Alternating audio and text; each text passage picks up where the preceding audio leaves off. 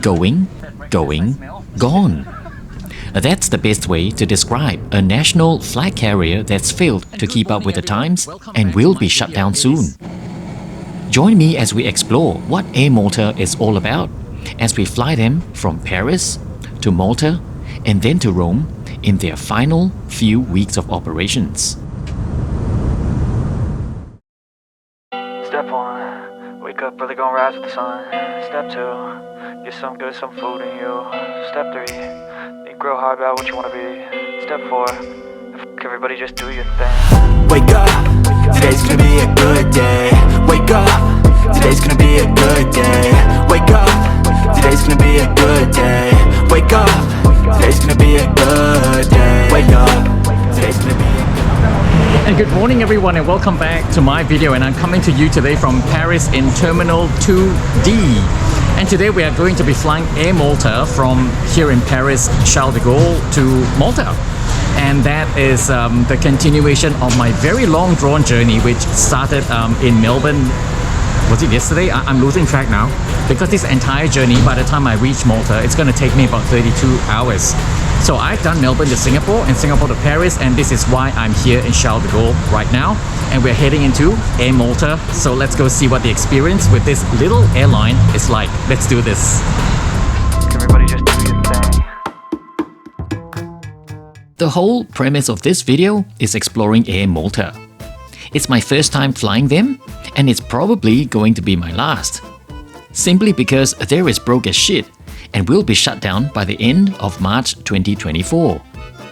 So when this video goes to air, they'll be in their final 6 to 7 weeks of operations. So how did I end up here on Christmas Day? In this travel series, we will set foot in 7 countries over the course of 2.5 weeks. We were in Singapore yesterday, and now we're coming to you today in France, where we'll be heading to Malta, where we'll spend most of our time on this trip. We then move on to Italy, Switzerland, and the UK, before ending up in Vietnam on the way home to Australia. There are literally heaps of flight reviews, beautiful train journeys, and eventful destination vlogs covering Malta, Gozo, Rome, Venice, Zurich, London, and Ho Chi Minh City. These videos will be linked in the description below as and when they're published. If you like exhausting itineraries like this, don't forget to hit subscribe and the bell icon so you won't miss the next episode going to air. Giving me a like will surely encourage me to keep content flowing. So here's the thanks, because your support is very much appreciated. In episodes 1 and 2, I mentioned that our bags were checked through from Melbourne to Malta, and the only missing items of this long journey were our boarding passes for Paris to Malta. No one could give us a reasonable explanation why. Even the Air France agents at airside in Terminal 2E were mystified and gave up. So we had no choice but to clear immigration and make the long trek towards Terminal 2D, where we are now. And then it dawned on me why. Terminal 2D is a Schengen terminal, which means departures from here towards any European countries who are participating in the Schengen area arrangement can do so without any passport control measures, essentially making this no different from a domestic flight. Is this why our boarding passes could not be issued in Melbourne, Singapore, and earlier on at Terminal 2E? Let me know your thoughts in the comments. When I was flipping through a book of aircraft photos as a child, civilian airliners were always arranged according to prominence with Boeing aircraft at the forefront. And since the Boeing 707 and her sister, the Boeing 720, were numerically arranged in front of the line, they were always presented with the Air Malta livery. And that was how I got to know about this airline at one far-flung corner of the globe when I was in school in Singapore. Air Malta was officially formed in 1973, making her one of the youngest European legacy carriers out there. She took her first flight a year later in 1974, and the airline received assistance from Pakistan International Airlines in the form of a couple of Boeing 720 aircraft. Like most European legacy carriers, they started off as a full-service airline, before gradually transforming into a pseudo low-cost carrier over the course of the last decade or two. As such a small airline, Air Malta has mostly struggled financially throughout its life, although there were small pockets of profitable periods during its lifespan. Terminal 2 at Charles de Gaulle is really 7 separate terminals linked together by walkways and rail lines. We arrived at Terminal 2EL, where we took a train to the main arrivals in 2EK, and then made the walk to Terminal 2D, where we are now. I absolutely love French architects because they have a way of designing works of art which are so easy on the eyes. And Terminal 2D is one such building. It is incredibly open and airy, and plane spotting is such a breeze. Getting on board an airline for the very first time is always an exciting experience. Not to mention, this is also my first visit to Malta. Therefore, it is very fitting that Air Malta is taking me there. Flying us from Paris to Malta this morning is Alpha Echo Papa, an Airbus A320-200 which first flew in February 2007, making her just under 17 years old at the time of writing. This aircraft has been with Air Malta the entire time, except for about 6 months between 2007 and 2008, when it was briefly leased to Etihad Airways. Greetings at the door were warm, audible, and very welcoming. The first couple of rows were designated as business class.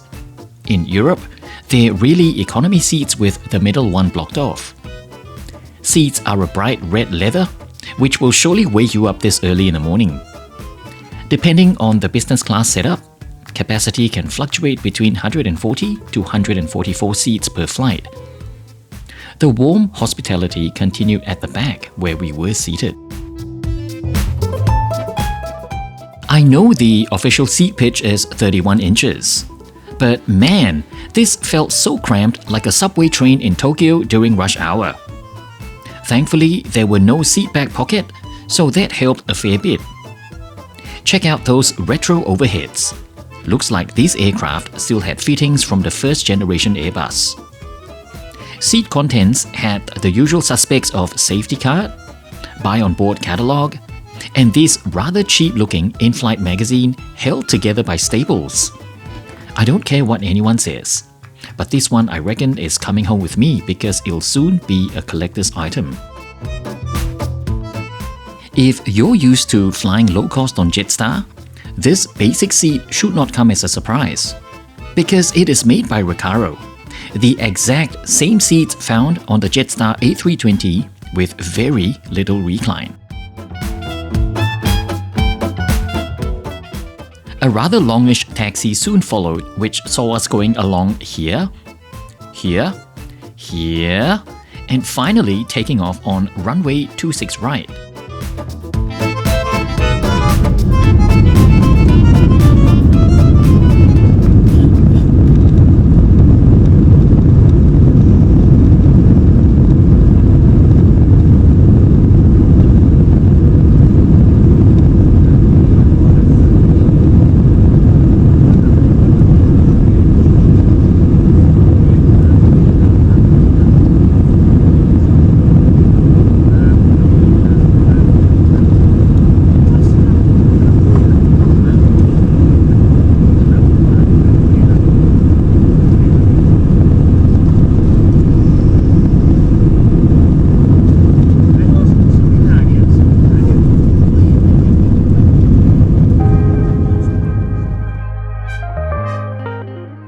Now that my very short stay in Paris is over, and I've been officially stamped into the European Union, let's take a look at the flight path of flight KM 479 from Charles de Gaulle to Malta.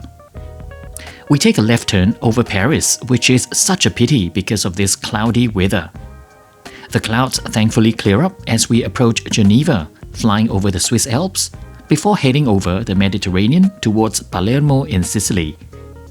That's when we begin our descent and then swing around in the opposite direction for Malta International Airport in Lucca, completing the flight in 2 hours 20 minutes and clocking a distance of 1,756 kilometers. I was most looking forward to this daytime flight because I was anticipating the scenery, with cloud cover being the only hindrance. Luck was on my side. Whatever jet lag sleepiness I felt was suddenly gone as I marveled at the view outside my window. Here we are, flying over Geneva in Switzerland. Clearly in view was the airport, Lake Geneva, and the fountain, and of course, Geneva itself. As we pushed further south, the beautiful Swiss Alps came into view. It was so stunning I wanted to yodel. But no, because the flight attendants came about the aisle for the buy on board service. Can I use this time to point out once again how great this team of flight attendants were? Because this flight was taken on Christmas Day, there was a little festive cheer in the air, and everyone was all smiles as banter flowed freely between the crew and the passengers. At this stage, I was really more exhausted than I was hungry. But for the sake of this flight review, I decided to go all out to order a set meal, which set me back 12 euros. Hubby went for a drink, a packet of chips, and a cheesy toast, which honestly didn't taste all that bad. The meal of beef lasagna came with a bag of hummus chips and a choice of drink. The beef lasagna obviously looked nothing like what was in the menu catalog, and it had macaroni in it. This is giving me huge TV dinner vibes, lovingly cooked in a microwave, so it is as delicious as a frozen meal can be. Isn't it ironic on my trip to Italy further in this travel series? I hardly saw any lasagna. Not any diners consuming it, and also not in the menu of the restaurants we went to.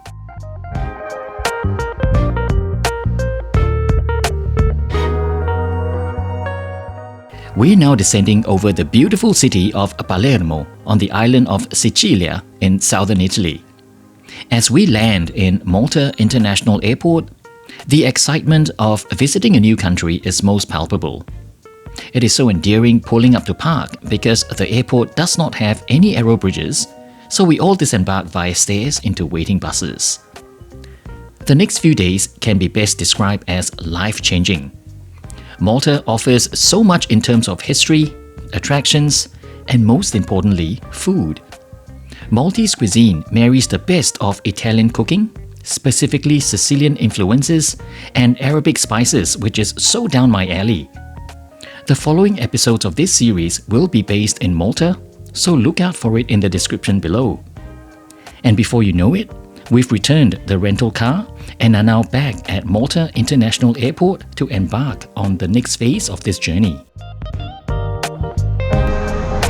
And good morning everyone, welcome back to my video. It is really early, the sun is not even up yet, and I'm right here at Malta International Airport. So this is the end of my stay in Malta. I reluctantly leave them today and I'm flying with Air Malta today to Rome to begin the next part of this journey. So come along with me to see what the experience is like. Let's do this. Yes, I'm doing something different here, combining two sectors with the same airline into one video. I was thinking, how unique can two intra-European flights on Air Malta be? The overriding story arc is the same, but the experiences might be somewhat different this morning, and you'll soon find out why. Welcome to Malta International Airport. This present main terminal building was opened in March 1992, and in 2022, this airport served just under 6 million passengers. The busiest airline out of this airport is surprisingly not Air Malta, but Ryanair, which links Malta with 56 airports all around Europe. In comparison, Air Malta operates scheduled flights to 19 airports around Europe and Middle East. That's less than half of Ryanair's reach. Just before 6 AM, the check-in for Air Malta is heaving, with the first bank of European departures for Amsterdam, Heathrow, Rome, and Milan Linate. Despite having many counters open, check-in was very time-consuming, leading to agents yelling out for passengers heading to Milan and Amsterdam to step forward. Eventually, we did get to the front, and the process was painless and quick, which led me to wonder, why did everyone else before us take so bloody long? Talk about an anti-climax.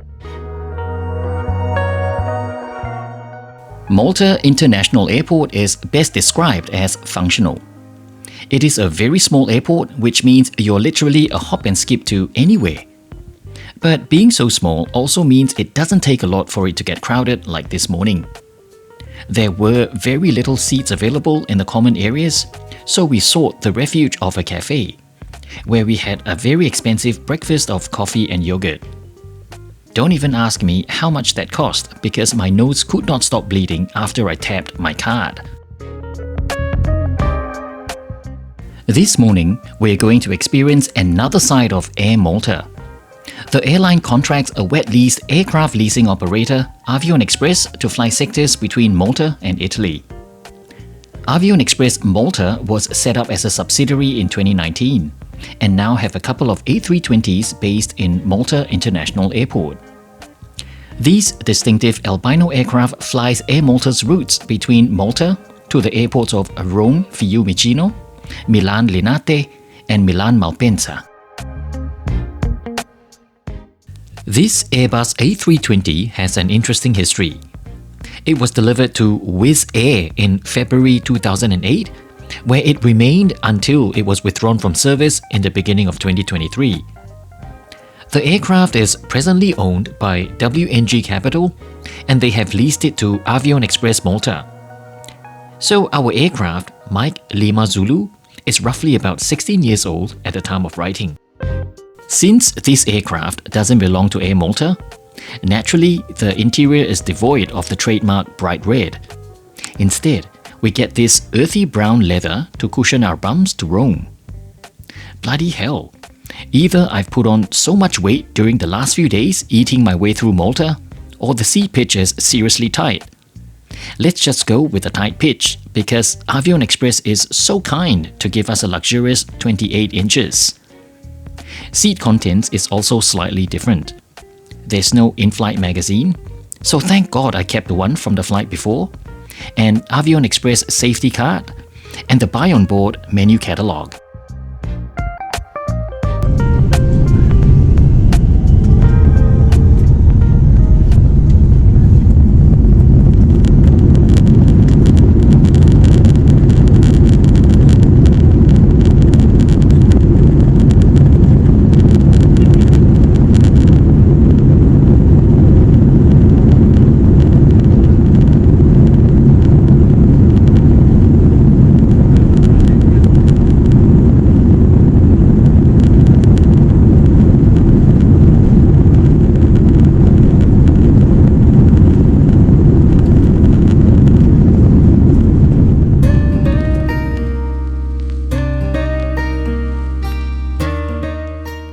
As we take off, let's use this time to appreciate the beauty of Malta.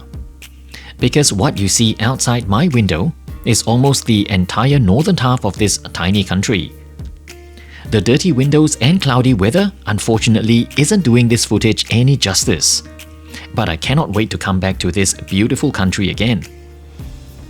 Let's look at the flight path of flight KM 612 from Malta to Rome Fiumicino. After leaving Gozo Island behind, we briefly make landfall over Sicily before coasting out into the Tyrrhenian Sea.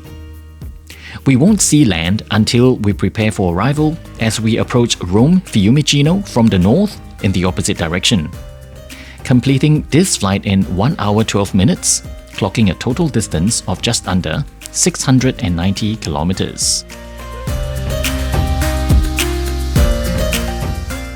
Despite this aircraft carrying an Air Malta flight number and the cabin crew were wearing KM uniform, this is where it all ended. If the greeting upon boarding was anything to go by, the crew's demeanor were all very sullen, as if someone had died. There were no smiles and, to be honest, very few words spoken as well. Upon further observation, I noticed Avion Express lanyards on them, so they could be part of the wet lease agreement and not direct employees of Air Malta. I was looking forward to meals in Italy, being the glutton I am, so I opted not to eat anything on this flight. Instead, I chose to purchase a can of Kinney. If Coke is America, La Casera is Spain, then Kini is Malta. Kini is literally everywhere on the island, and there's no escaping it. I tried it once while walking along the beach in Slima and did not really like it. But I genuinely want to like it, so I was going to try it again here. But nah, sorry Kini. It's really an acquired taste. It can be best described as an orange cough syrup mixed with tonic water. And it's not rubbing me up in a good way. Air Malta, the flag carrier of Malta, will officially cease to exist on 31st of March 2024. So what happened? This little airline has always struggled to stay profitable. I suspect economies of scale isn't working in favor of KM, and with much larger airlines eating into the pie, you can understand why KM is forever trying to run towards that moving goalpost. Ryanair starting a base at Malta Airport isn't exactly helping the survival of KM either. But in the name of competition, this is survival of the fittest. Malta, as part of the European Union, is subjected to the collective rules and regulations which govern many things. And one of them is financial assistance to state-run airlines. After long negotiations between Malta and the EU to inject 300 million euros into Air Malta, the request was eventually turned down. This came after several recovery efforts had failed to bring the airline back into profitability. The scenario is exactly similar to what happened with Alitalia in 2021. The airline collapsed after numerous bailouts failed to keep the airline afloat, and the EU said enough is enough, no more bailouts allowed. As soon as the airline shut, a new publicly owned airline, ITA Airways, was formed in its place. Guess what? On 31st of March 2024, KM Malta Airlines will take to the skies, replacing Air Malta as the flag carrier. It will be owned by the Maltese government initially, and once the operation is stable and profitable, it will look for a buyer to partially privatize the airline. This sounds exactly like what ITA Airways is doing. So, what do we know of KM Malta Airlines? For now, nothing much really. We know that the network will be downsized. The destinations of Geneva, Nice, Tel Aviv, Milan Malpensa, and Lisbon will all be seeing the chopping block, leaving the new airline with only 17 airports to serve from Malta, which is somewhat the same formula of what Air Malta is doing now. Which makes me wonder, what's their eventual plan? The airline is relying predominantly on low-yielding VFR and leisure traffic, and the flow begins and stops in Malta. I wonder if they could look at expanding their plans into becoming a sixth freedom carrier, bringing traffic to Malta to fly them somewhere else in Europe, perhaps from Middle East and Africa, and likewise linking Europe to these regions via Malta. But what do I know? Because I see them doing the same thing over and over again and expecting a different result, which is really the definition of insanity. With all that said and done, what do you think of KM Malta's survival chances going forward? Will more bailouts be required until the EU draws the line again? Let me know in the comments. For now, it's time for us to say hello to Aeroporto Internazionale di Roma Fiumicino.